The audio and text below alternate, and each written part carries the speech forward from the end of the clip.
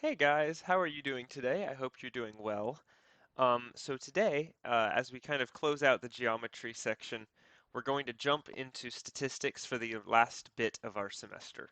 So you've probably done permutations and combinations in some way. If not, yay. If so, yay. Um, so what we need to know is what the heck is a permutation? Or as I'm calling today's lesson, chairs.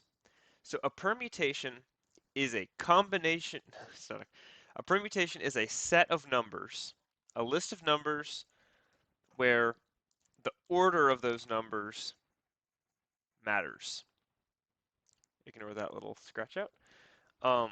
It's a list of numbers in which the order does matter. So let's think of an example. If I tell you, hey, to make a salad, you got to put some lettuce in there, some carrots, and some dressing.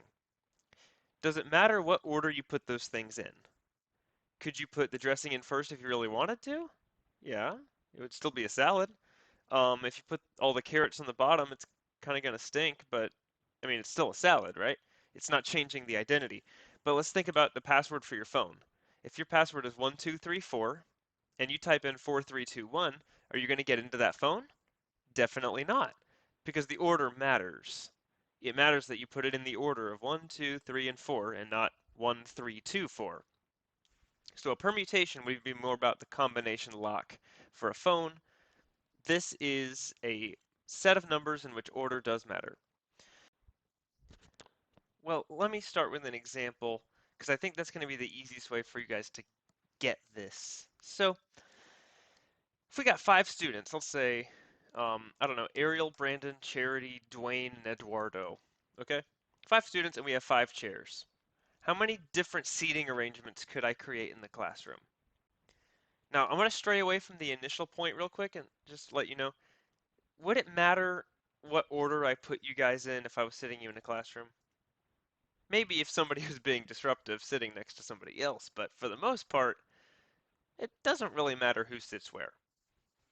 So just to show you the point, this is what I want you guys to do mentally when you see problems like this. So how many chairs do I have, right? So we have things and we have spots, okay? How many things can I fit in a spot? So how many spots do I have? I have 5 spots. Spot number 1, 2, 3, 4, and 5. Right? Now, how many students do I have? 5. Obviously, Mr. Brown, where are we going with this? So the question becomes, how many options do I have for seat number 1? How many different people could I put there? Well, I could pick Ariel, Brandon, Charity, Dwayne, or Eduardo. I have 5 options. So for seat number 1, I have 5 options. Now, what about for seat number 2? I've already picked one, so one of these guys would not be in the list. So now I only have 4 options. Okay, what about seat number 3? Well, I've picked 2 people, so now I'm left with 3 options. Seat number 4, I've already picked 3 people, so I only have 2 options left. Seat number 5, I only have 1 person left. So once we get this order, how do we figure out how many different arrangements they are? Well, it's actually as annoyingly simple as multiplying across the top. We'd end up with 5 times 4 times 3 times 2 times 1, which, cleverly, is also what 5 factorial means. Hey, we did that in class right before the coronavirus kicked us all out, and we're not done with it yet. And what is 5 times 4 times 3 times 2 times 1? 5 times 4 is 20, 20 times 3 is 60, 60 times 2 is 120. So I have 120 different arrangements of students that I could create.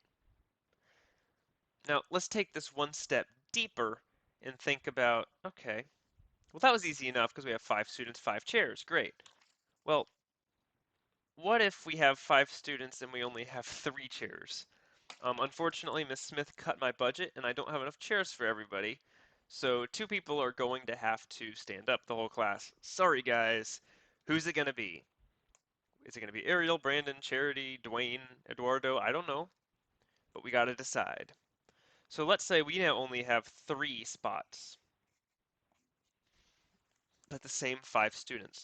How many different arrangements of these 5 students could I put in those 3 chairs? Well, how many options do I have for chair number 1? I could pick any of the 5, right? Okay. Well, if I've picked somebody, how many options do I have for chair number 2? I have one less than that. I have 4 options. Once I've picked 2 of those 5, how many do I have left for seat number 3? 3 options. And I'm out of chairs. So it looks like I'm done. So just like before, I would multiply across the top. 5 times 4 times 3, which is not 5 factorial. So Mr. Brown, why the heck did you talk about factorials if it's not always going to work? I'll get there. I'll get there. So what's 5 times 4 times 3? 5 times 4 is 20. 20 times 3 is 60. There are 60 different arrangements of students we could have if we had 5 students and only 3 chairs. So let's think about, these were both examples where order doesn't really matter, right? Who cares who's sitting where? But what would an example be where it does matter? So an example where it would matter the order you put things in would look a whole lot like this. Let's say we had a 4-digit lock, okay? Let's say we had a 4-digit code for your phone, and it could be anything between 0 and 9, right? So we have 10 options for every box. But let's say it was one of those dumb password protected things where they say, oh, and by the way, you can't repeat the same number twice. So they make it annoying. So we can't reuse digits. So if the first number is a 1, I can't use 1 again. And if the second number is 0, can't use 0 again. So it really limits the amount we have. Well, if we have a weird problem like this, there is a really clever equation that we can pretty easily plug stuff into. Let me show you what it is. It's called NPR and not National Public Radio. So what NPR means is how many N's can we fit into R's? How many digits can we fit in the code? How many students can we fit in the seats? I don't know, how many ingredients can you fit in the salad? It can literally be any variation of that. And the equation we use looks like this. N factorial over n minus r factorial. This equation won't carry you very far into the real world, which is why I showed you the logic here, but it's useful for stats class, especially if you end up taking stats for college. This thing will carry you pretty far. So we know what factorial means. If it's 3 factorial, it's 3 times 2 times 1. If it's 10 factorial, 10 times 9 times 8 times 7 times 6 times 5 times 4 times 3 times 2 times 1. But what does this mean? This means that we take the number of items, factorial of that, divided by the number of items minus the amount of spots we have, factorial. So let's work that logic for our code problem. So what's the number of items we have? What's the number of options we have? I have 10 options, right? I can pick 0, 1, 2, 3, 4, 5, 6, 7, 8, or 9. I have 10 different options. So everywhere there's an n, I'm going to put a 10.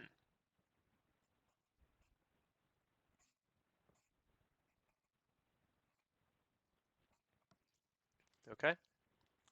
So that's my options. Now, how many spots do I have? I have 4 digits. I only have 4 spots. So I'm going to write 10 minus 4. So R is spots, and N is Steph. So now this is as simple as solving. So what does 10 factorial mean?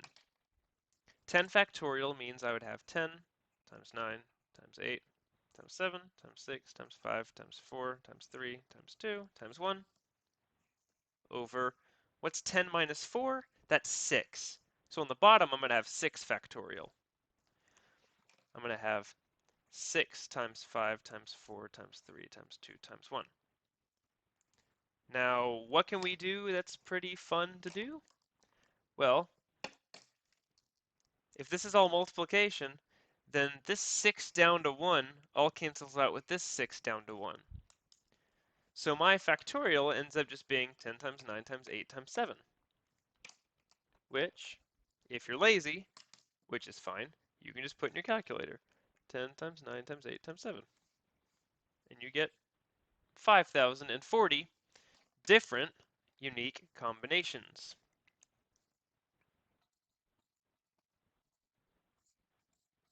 Yay!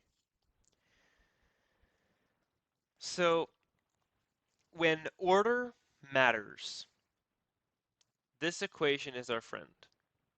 Okay? When we're looking for a permutation, which means order does matter, then we can use this lovely little equation. Tomorrow we're going to talk about combinations, where order doesn't matter, and we're going to bring this a step further. But today, just to lay the groundwork, I want you guys to practice putting this equation to use. Um, Permutations, order does matter. This is useful for codes. If I asked you, okay, make a salad, lettuce, carrots, and dressing. If you put the dressing on first and then your lettuce, would it still be a salad? Might be a weird salad, but it'd still be a salad. But if I told you to enter your password on your phone backwards, that's not going to work, right? Because the password is a permutation. So if you need help with this, if it's not clicking, send me a message. Other than that, best of luck on your Google Classroom homework, and I will see you guys tomorrow to talk about this at a step deeper. Bye!